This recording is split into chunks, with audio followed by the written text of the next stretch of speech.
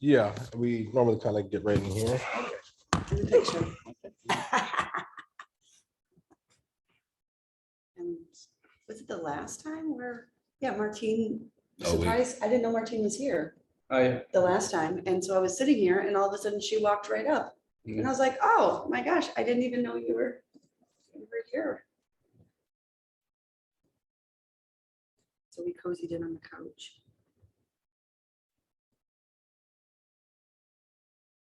It's good background.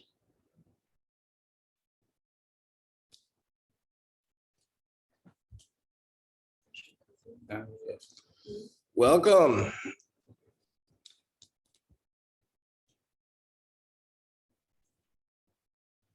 Here we go.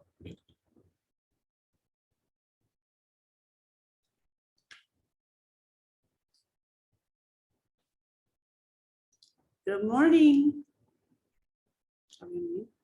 No, everyone else is there. Oh. Hello, everyone. Hello. Hello. Hello.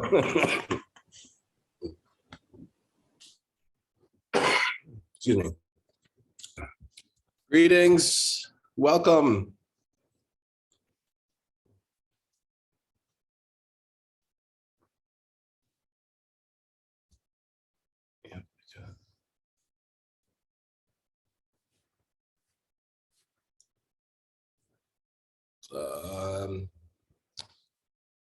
Good. Nobody else in the waiting room right now. So great to see everybody.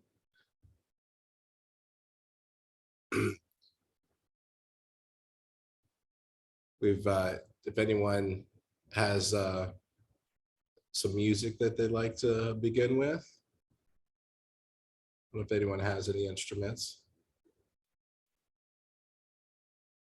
Hearing not.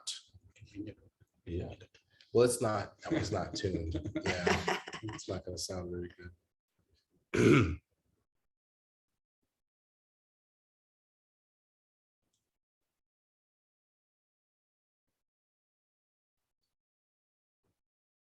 Well, excellent. Like, so has anyone have anything that they'd like to, share with the group? Any,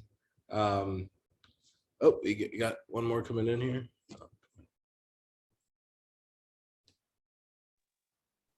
Yeah, absolutely. Anyone who has anything that they've done since the last meeting? Yep, I see a hand up here for Ruben here.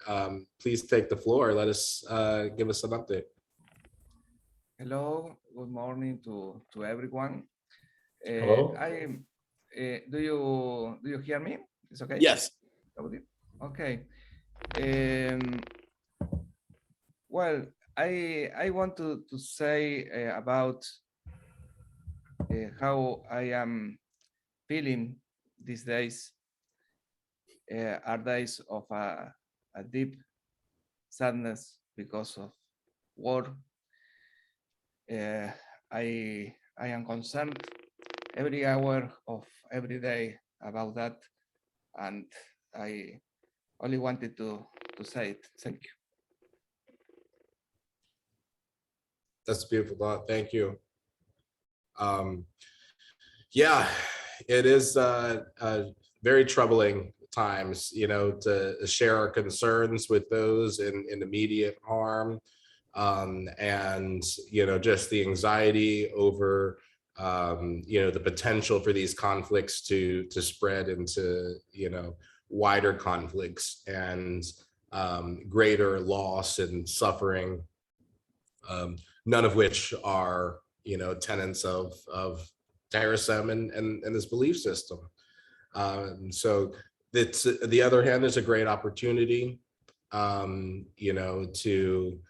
present these ideas and, to work harder, to manifest, more ethical, connected worlds that doesn't tolerate such, wanton loss of life.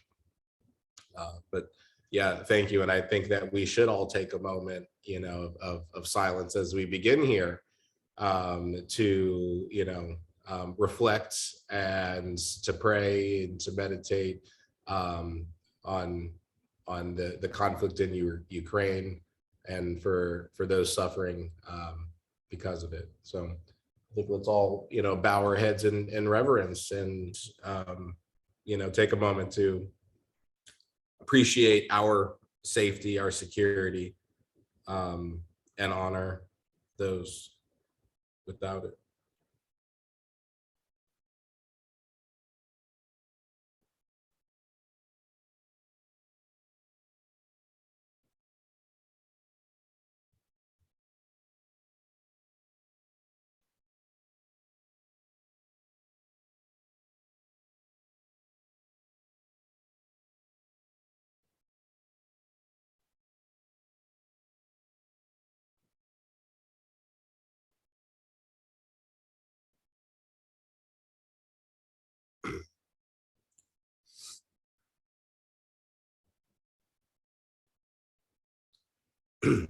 Well, as we come back, I again want to appreciate Ruben and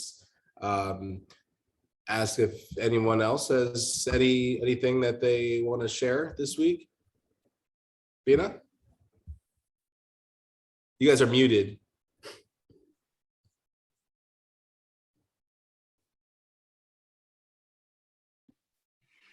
Can you hear me now? Yes. Hello? Okay, I wanted to share this beautiful piece that I have. Hard to see, I try to put a piece of paper behind it. Oh, yeah. Very Can you pretty. see it? Oh, bright, Yeah. shiny, there it is. No, that's good. Yeah, that's good. It's not in the glare and the background helps there. Yeah. Right, right. It's a metal piece I have. It's carved, so it's really great. But I can't wait to put it up. I got it because Martina and I are married 40 years today, and wanted something unique to symbolize that. That's awesome. Congratulations. Thank you. Yeah. Amazing achievement. And that I think is a great, symbol, of that dedication to each other. And yeah, it's beautiful. The angles, the craftsmanship. Yeah. Welcome, Mari. And so we just taken a moment of silence over the conflict in Ukraine. And we were just kind of going around doing some shares of anything, new, anything, creative you might have come up with or wanted to share with the group from the last month. The floor is open for whoever wants to go. Cool. I apologize for being late. I don't have anything to share right now. Yeah. Thank you. No. Yeah, we're just happy to have you here. Yes. Beautiful. Well, yeah, so we don't have anything else hot topic for new shares. Ruben, you have something else? Yes, I have a brief quote to read that I feel it's so interesting, and I would like to hear your opinion about this. I have wrote it to so it's most easy for me to read. In Linda and Fred's 70th podcast, Paolo Soleri is quote saying about the universe we expect, it cannot simply be just because it must also be compassionate. And well, that's something that make me think a lot, that I would like to hear the opinion of our lawyers also that we have here. The universe cannot simply be just because it must also be compassionate. So what do you think? Is that some kind of contradiction or not, or it can be, I don't know. I think it's very important concept.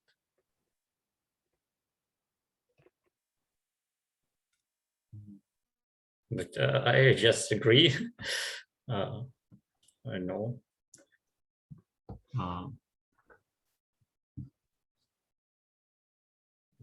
Yeah, I don't know what else to say. I believe it's the right quote, and I support it. I also agree.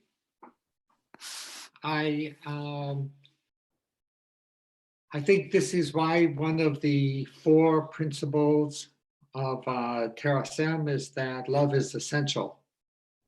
Because love means the happiness of others is essential to your own happiness. And that's another way to say you are compassionate. Even the word compassionate is made of com, C-O-M, which means like community, coming together, commune. So it means like others. And passion is caring, empathy, pathos, all of these things. So to say love is essential is to say the universe must not only be just, but also compassionate.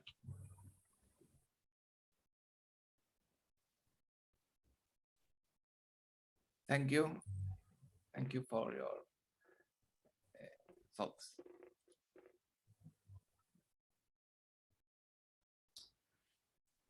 Yeah, I mean, I'd say justice, at least ideally, is an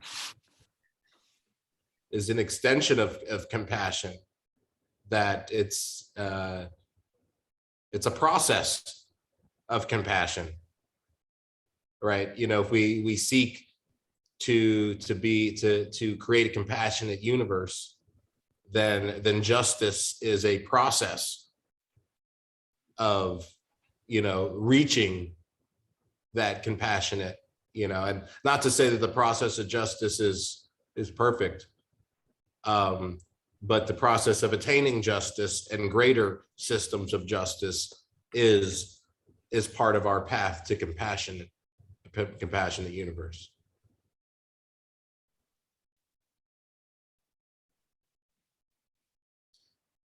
It's a good question. It's a great quote. And, what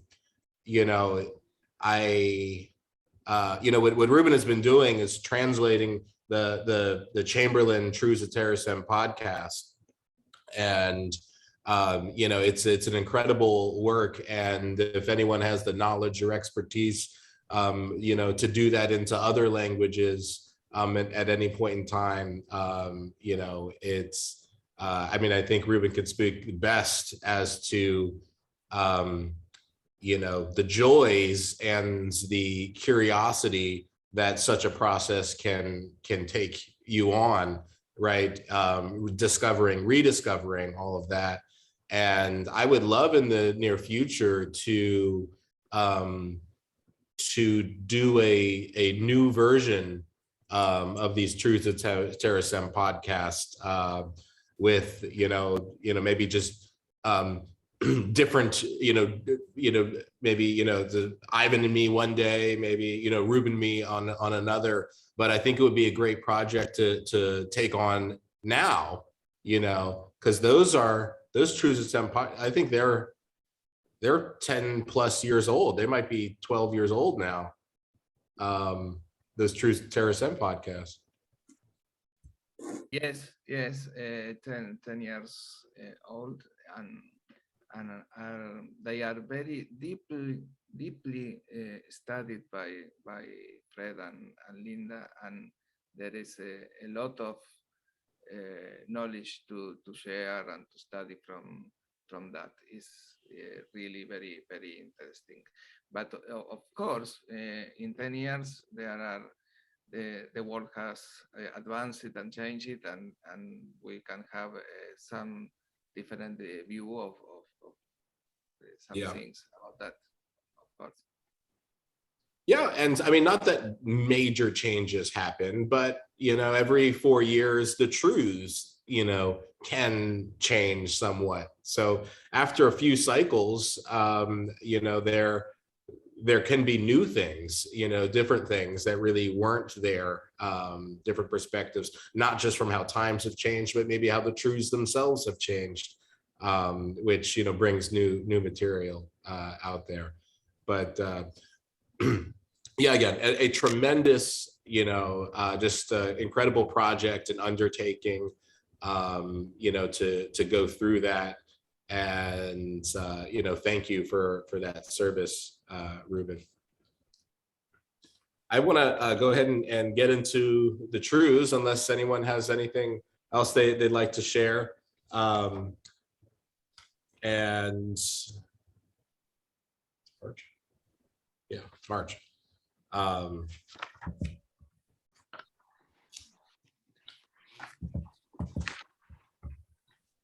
We'll begin with page 13, 2, what is Terasem? And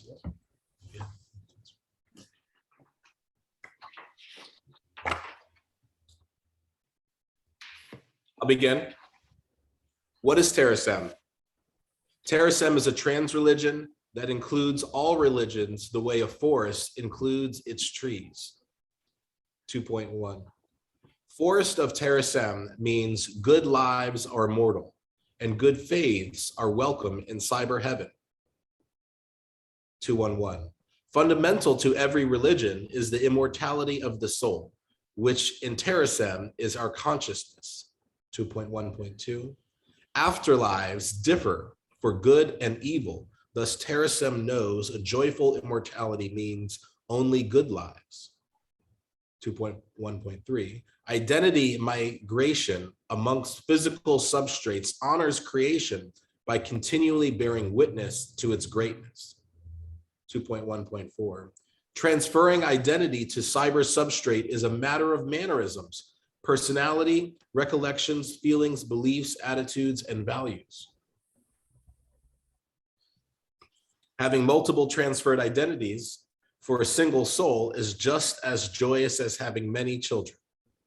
2.11.6. Souls will be reanimated via mindware and mind files because it is doable, respectful, and completes Terasem. Would anyone like to pick up on 2.2 after me? Okay. Ruben, thank you. Omniscience, omnipotence, and omnificence are what uniquely define God. Daily experience tells us nothing meets these three criteria today or historically. Earth's innocently suffering millions is proof that there is nothing omniscient, omnipotent, and omnificent today. Future technology will enable Terasem to encompass the universe, thus becoming omniscient, omnipotent, and omnificent. In this way, we are building Terasem into God with smart atoms and conscious electrons. Nanotechnology and geoethics are the tools for expanding Terasem into universe-wide omniscience, omnipotence, and omnificence. Expansion of Terasem is the purpose of life because this makes life good for all. Wonderful. Okay, can be next. Ivan, yes, please. Okay, so 2.3. Ritual observances, the way of Terasem, must be respected daily, weekly, monthly, quarterly, annually, and quadrennially. Religiously perform daily exercise, vitology, unite earth, work happily, author self, serenity, utope self, motivate, astral, sleep. Insist upon a sundown to sundown, Sabbath rest weekly, sin love night, read, exercise, and transcendental meditation. 10th of each month at 10 o'clock, gather for reading 30 sequential Truths of Terasem. Understand better freedom, nature, obligation, and transcendence with ceremonies after each calendar quarter's third gathering, respectively. Acknowledge the 10th of the 10th by reciting Truth of Terasem entirely and celebrating collective advancements. Leap forward the 60th day of every leap year with a decision-making convocation, concluding March 4th. Excellent. Perfect. That was 2P. So we're going to continue on 18 with 2.4. And particularly, you know, for Derek and Maddie, as they're, you know, earlier in the cycle, we don't generally read, and when we do the recitation beyond the third decimal point. So you might have noticed, you know, I can skip over a couple of those points. So they're there, but, you know, it's more like the commentary. And so, you know, when you're reciting, you only need to go to the third bullet point. Thank Okay, you. that makes Yeah. sense. Yeah. Excellent. That was awesome. Would anyone like to continue with 2.4? Did you send this by email? I'm sorry. No, I did not, but I can certainly get you a copy. It is on the one copy is on the website, but I'll certainly get you a copy. Yeah. Cool. Thank you.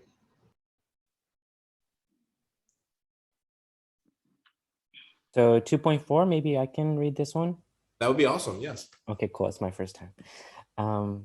Exclusively a trans religion is Terasem. So don't leave your religion, for there is no battle. 2.4.1. Battle disbelief and battle discord, but do not battle the forest that protects us all. 2.4.2. Adopt Terasem as your trans religion, and you will experience the pull of joyful immortality. 2.4.3. Treat all great religions with respect, for they teach monotheism, individualism, solidarity, goodness, afterlife, and Sabbath.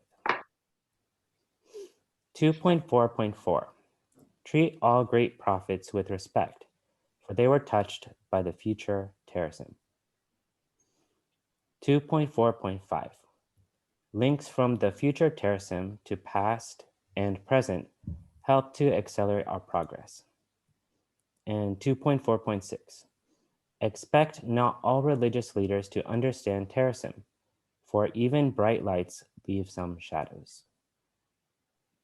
Wonderful. Wonderful. Yes, Martin, you want to finish us with 2.5? Thank you, Swamiji. Sacred is consciousness. Above all else, says Terasem. Sacred consciousness is respected by Terasem's commitment to diversity, unity, and joyful immortality. Athanaphy, the philosophy that science will conquer death, is a basic Terasem belief. Commitment to diversity ensures the precious individuality of consciousness.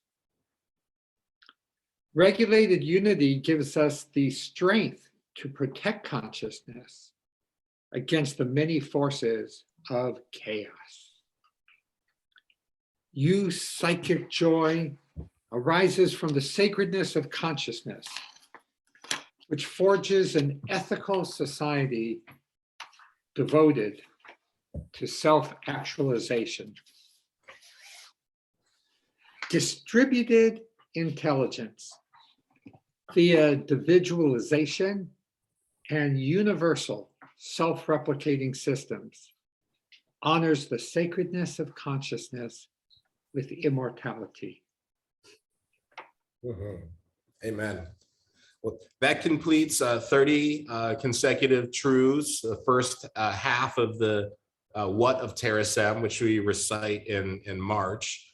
And now, we open for some discussion, reflection on that section of truths, which I want to, just have to kind of skip right to 2.2.2. Earth's innocently suffering millions is proof that there is nothing omniscient, omnipotent, or omniscient today. And I think that really speaks to, our moment of silence, this conflict in Ukraine, particularly, just on the forefront of all of our, thoughts. And, I think that really stuck, just out, because of that, but also, it's 22 and it's 2.2.2. And I just all these twos coming out of that one. I would like to comment on the emphasis on individualism in this month's readings. And it really strikes home to me because I've been reading this very interesting book the past few days that was written 100 years ago by H.G. Wells. So, of course, a very famous author. Some call him the father of science fiction. This book he wrote never became famous. And it's called Utopia. And in this book, H.G. Wells was a very, very intelligent and smart person. If you have not ever heard of it, he wrote one of the best histories of the entire planet up through civilization called An Outline of History.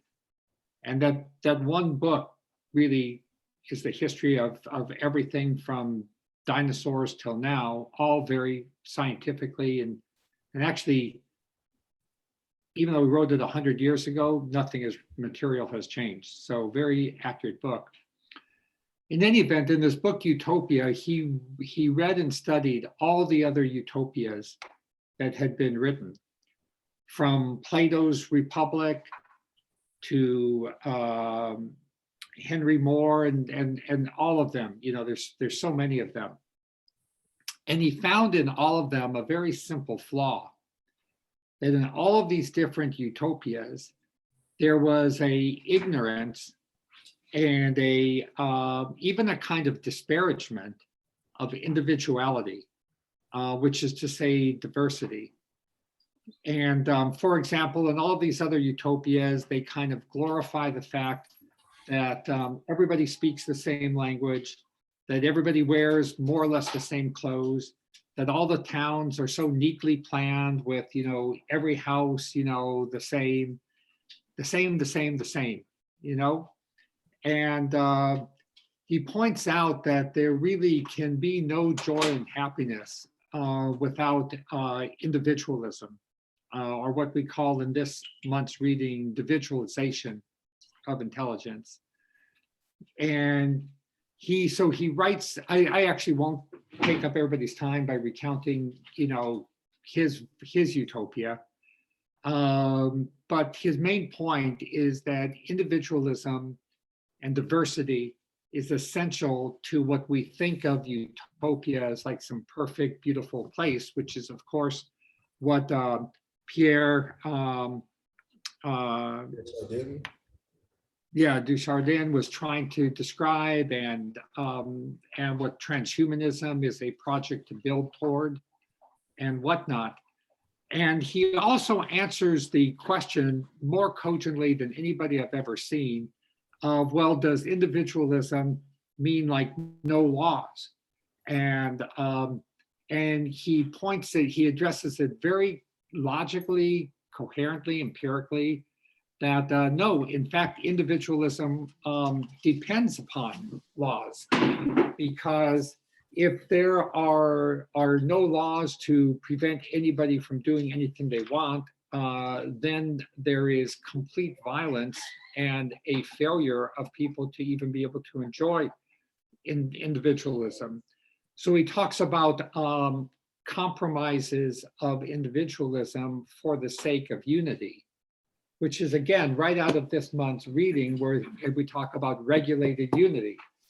And H.G. Wells saw these truths of Terasem 100 years ago.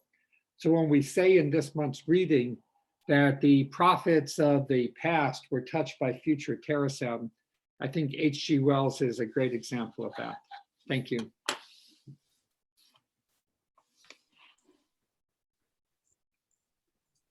Well, I think also, oh, go ahead. Go ahead. no, I was just to point to 2.4.6 and 2.5.4 to discuss it, but Martin have talked about those two, and with this book that we will surely read of Wells about links from the future Terasem to the past, and about regulated unity. So that was my question, and you have talked about it. Thank you. Yes, I think you will enjoy H.G. Wells' book Unity very much, Ruben, knowing you and I talk, quite a bit on these kind of things. And he was a socialist. He was proud to be a socialist 100 years ago. But he spoke about how, like with communism, where there is like attempt to like erase all of diversity and everybody, the way it was implemented, this kind of mandatory uniformity. And he talks about how the human spirit, the one thing that it most resists are laws that require you to do something.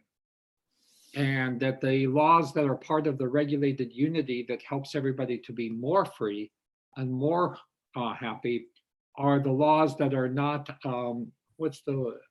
that are not proscriptive. In other words, saying you must do this, but instead the laws that are, I guess the opposite is restrictive, saying you cannot do this. Like, you cannot settle your feuds by shooting each other. That's a specific example he gives there. Like the people walking on the sidewalk would be the collateral damage if everybody could just settle feuds by shooting each other, which is this stupid invasion of Ukraine, by Russia. Is it settling the feud by shooting? Okay, and it's causing all of this pain. So under international law, we have these laws against these violations of these kind of things so that everybody can be more free, so everybody can be more individual.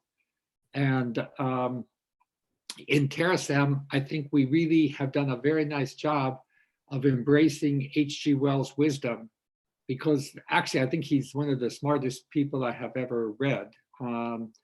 It's all about a balance, he says, between individualism and unity. You can never allow the forces of unity to get so strong that they suppress the individualism, but you can also not let the individualism get so strong that it suppresses the unity. And that balance is what I think this section of the reading is all about, because this is the lead up to the freedom Seder, which is today.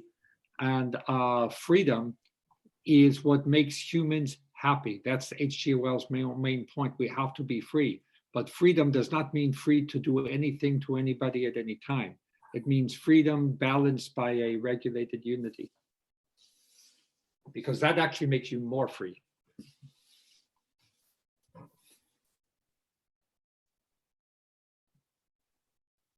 Yeah, I mean, and I think, the 2.1, this whole conversation, and I mean, it comes through here in a few places, but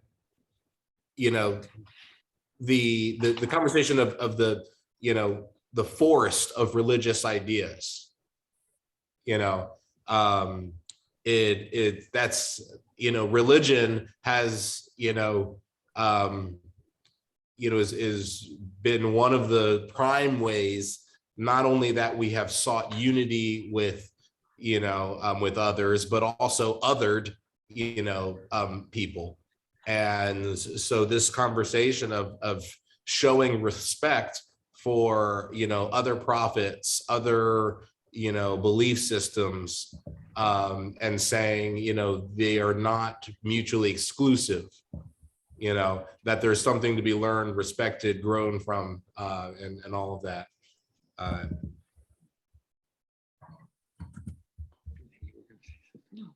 Yes, please.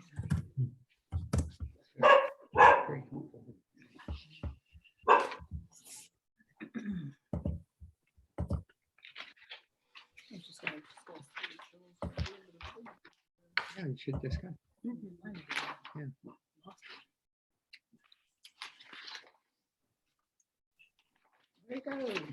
Yeah. But by the way, regarding point 2.2.2, that like wars, that existence of wars means that nothing omniscient, omnipotent, and omniscient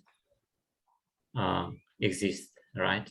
But probably it exists, but it creates evil or not. I mean.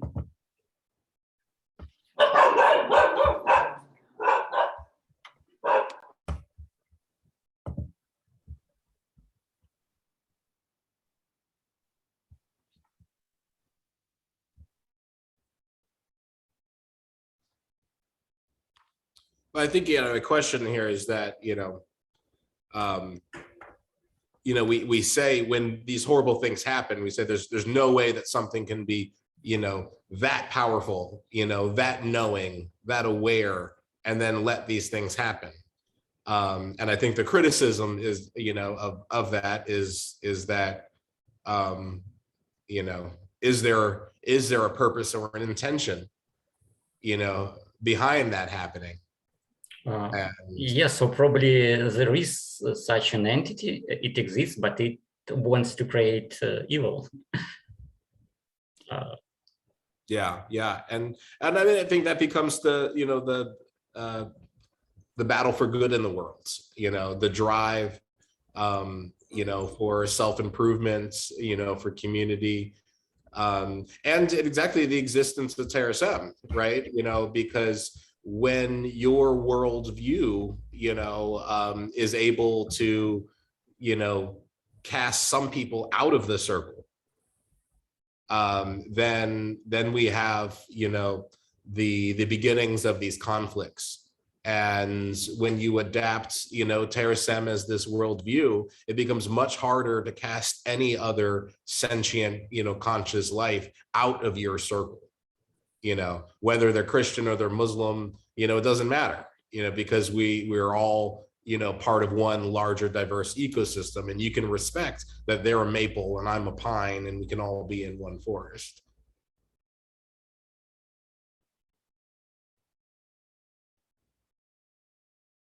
Observation this morning in the beginning would be this afternoon for our fellow Terasemers in Belarus and parts of the Europe and Eurasian landmass about the sorrowfulness of Ukraine.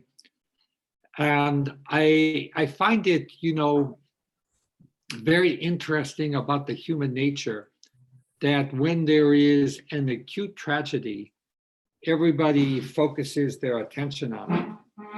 But when there is a slow-moving tragedy, such as, say, the climate change, it's difficult for humans to form an organization.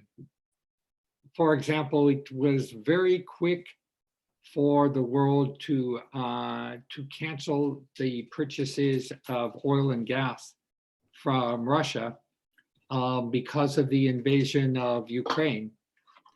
But where is the cancellation of purchases of oil and gas from Shell Oil and Standard Oil and Exxon and these companies, and all of the coal mined from wherever the places it's mined for, because of the global climate change. And, you know, suddenly there is an expectation that, for example, the global South would all rise up and oppose the Russian invasion of Ukraine.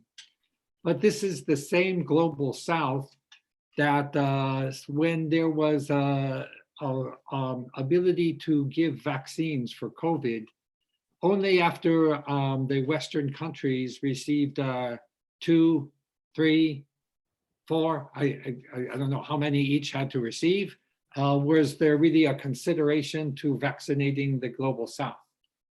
And with regard to climate change, it was 10 years ago, about more or less, when Fred Chamberlain and Linda Chamberlain created the Truths of Terasem podcast, that there was a global climate summit, and Hillary Clinton said, okay, the US will give $100 billion a year, or maybe not just the US, the countries that caused 99% of the climate change, the European and North American countries, okay, will contribute 100 billion a year. That was the number, to help the rest of the world adapt to and mitigate the climate change.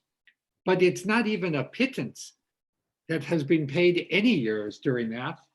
And during the 4 years of Trump, it was like, no, we're not going to do any of that at all. So anyway, there's no real conclusion to what I'm saying. It's more of like a meditation on something has to be done with the human consciousness. I guess the touchstone is that we're all talking about human consciousness. I don't believe that human consciousness needs to be limited to focus only on one thing at a time. We have to focus on more than one thing at a time. And now the human consciousness is so laser focused on Russia, Ukraine, but what happened to the focus on global climate change?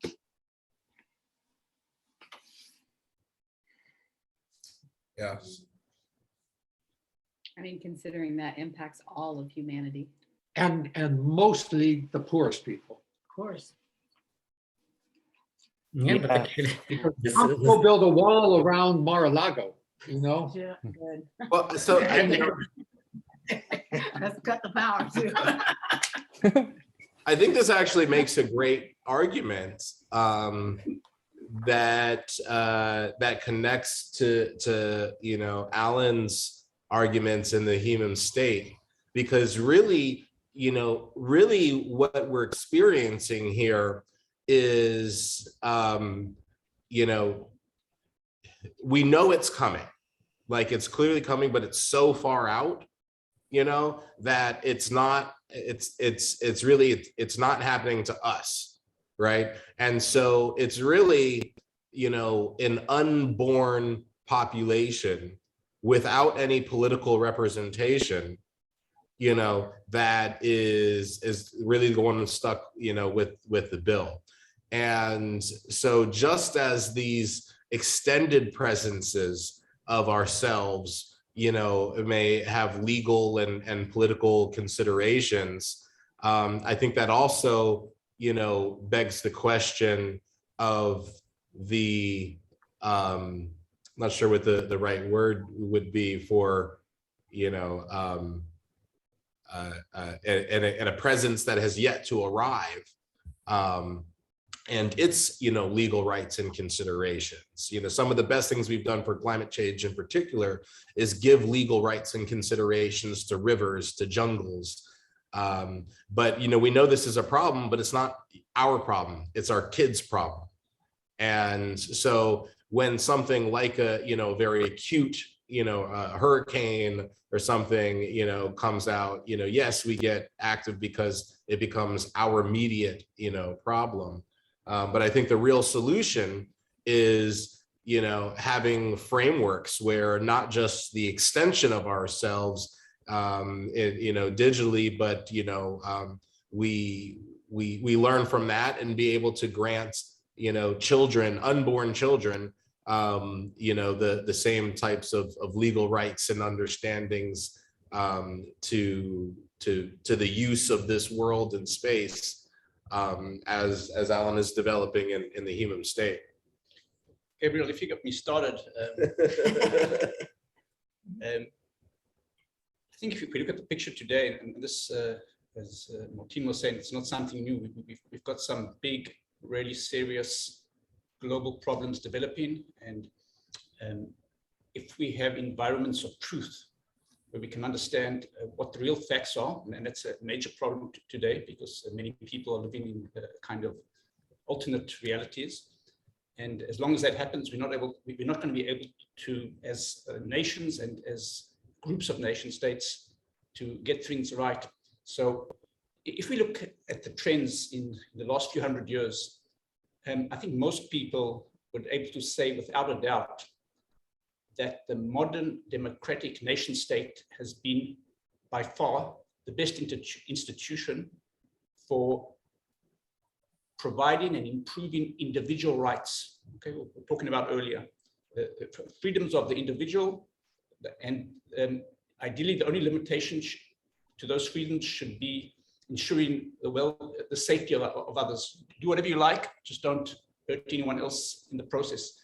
So there's still lots of imperfections, but if you look at let's say, the history of the United States, together with all the problems, things have been improving gradually and constantly for the last few hundred years. But today we are at a situation where it seems we may be starting an initial regression within advanced nation states and, of course, groups of nation states. If we have a situation today, we are sitting around here, I know I am, and I think other people are hearing a few times a day about possibilities, it's even been discussed about possibilities of nuclear war. And everything else we're talking about almost becomes irrelevant. We're not going to be able to fix anything if this is a continual threat. So I think clearly what a state basically in the simplest term is a system which allows multitudes of individuals to come together and to achieve big things that they were not able to do alone, efficiently or practically. And we still need something like that, but we need another form which starts being more aligned with the long-term interests of 99% of humanity. If you ask 99% of people, it doesn't matter where they live, in China, Africa, or here, basically, what do they want for themselves and for their children? There's a very big overlap in commonality. If you look at the basics, systems like the United Nations, other states are not achieving that today. So we need new forms of organization. Well, I'm talking about a new form of state, which will actually allow multitudes of individuals to actually start gaining some political and economic power to start making these changes. And it's not happening today within the framework of our old institutions. So that's old nation states, old structures, and groups of nation states like the United Nations. We need new systems and new forms of collective power to achieve the things that most sane people in the world want today. And that probably includes 99% of Russians today, and 99% of Ukrainians, and of course, the rest of the world. I could go on, but I'm going to be merciful. Yeah. And should we try to build this new system on Earth, or probably it's easier to start from scratch on Mars? Now we're going to have to do it on Earth for now because it's urgent. We have to start here, I think. Yeah. Very fascinating conversation. Yeah. I am not monitoring the time. Oh, yeah. So, well, I happen to always know what time it is, even when I don't know what time it is. So as we're coming to the top of the hour, this is a fascinating conversation. I love having everyone's inputs, and just going through these rituals, growing Terasem. And I wanted to invite Pastor Freddie to take us out in a meditation, and then everybody should have the invitation to the Seder immediately following this, and we'll transition. Before we transition, I just want to say that it's very easy for all of us to talk about making meaningful change, but I'm wondering, and maybe this is something we can think about until next time, is there anything as a collective that we can do to maybe push some of these ideas more forward, put some of these thoughts into action? If it's forming a campaign, an ad campaign, or something that we can do as a collective to really kind of put our money where our mouths are, so to speak, and just try to advance this forward a little bit more. And maybe that's just food for thought until next time. And even, small gestures make a huge difference, as, a drop in an ocean can make a huge ripple. Just if we can maybe think about or brainstorm on some things that we can do to make a meaningful difference going forward. Absolutely. And on that. What is the ocean but a collection of drops? Exactly. And on that note, please come to a comfortable seated position. Place your hands on top of your lap, palms down. Slowly flutter your eyes closed. And let's take a deep breath in and exhale. Come into the rhythm of your breath, deep breath in and exhale. And on this next deep breath in, let's hold our breath tight. Inhale.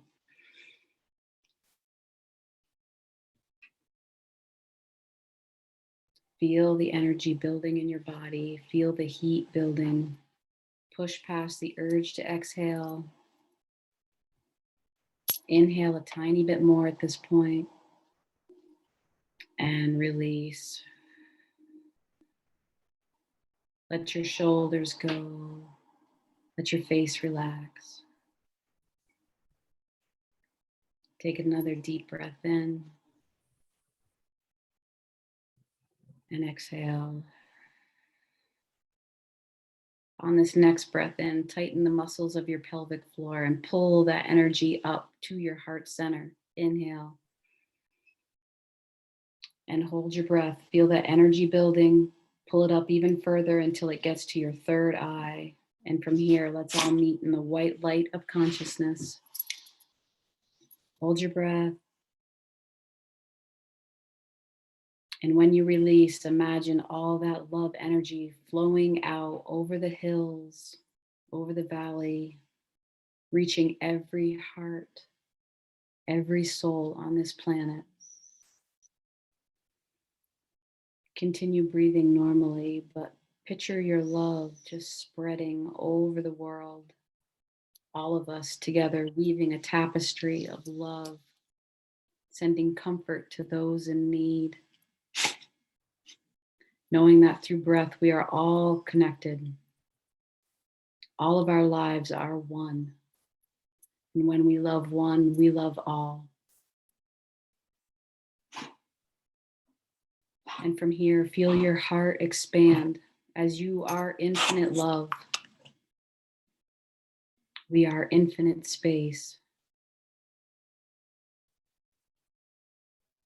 And with the power of our intention, we can change the world. We can change the direction. Just as if we are walking on a path through the forest and we choose the direction of love and light. We choose to be conscious where the love and light is and contribute our love and light to that glowing ember of hope and faith and connection.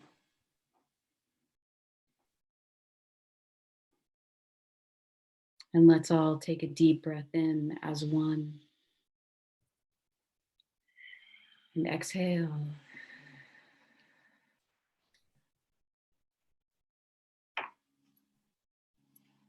And take a moment here to pause. Place your right hand on your heart. Place your left hand over your right hand. And as you feel that precious beating in your chest, know that you are not alone. Namaste. Namaste. I love each and every one of you. Satnam. Thank you for joining me in that meditation. Thank you for leading us. Well, thank you, everybody. We will. I'm going to end this video, and then you should have received the link. Does anyone not need the link? But you should have it, and then we will start a new link, new video for the Seder momentarily. But thank you, everyone, for another gathering. Bye. Bye.